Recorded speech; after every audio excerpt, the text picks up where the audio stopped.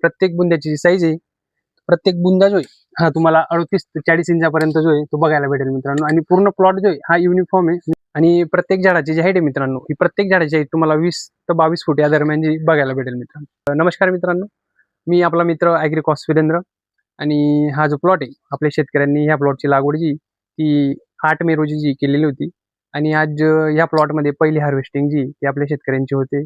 तर जे आपले शेतकरी मित्र आहेत कैलास मराठे, तर यांच्याकडून आपण जाणून घेऊ यांना आपले मार्गदर्शन कशा पद्धतीने वाटले ते. माझे नाव कैलास मराठे आहे. मी मागच्या 4-5 वर्षापासून केळी लावतोय. यावर्षी केळी चांगली समाधानकारक म्हणजे मागच्या 4 वर्षाप जे केलं मी त्याच्यापेक्षा चांगलं आहे. त्याचं जे मार्गदर्शन आम्हाला आमचे जे मित्र आहेत वीरेंद्र सर यांच्या थ्रू भेटलं. आम्ही पीक बनायला पाहिजे त्याच्यापेक्षा काही पटीने चांगलं बनलं आहे. त्याच्यामुळे ते समाधान आहे आम्हाला. आणि मेन म्हणजे हार्वेस्टिंग फक्त 9.5 महिन्यामध्ये होती माझी. हा 10 सगळ्यात महिने मेन पूर्ण पॉईंट आहे झालेले मित्रांनो. नाही. नाहीतर आधी 12-12 महिने होऊन जायचे तरी हार्वेस्टिंग व्हायची नाही.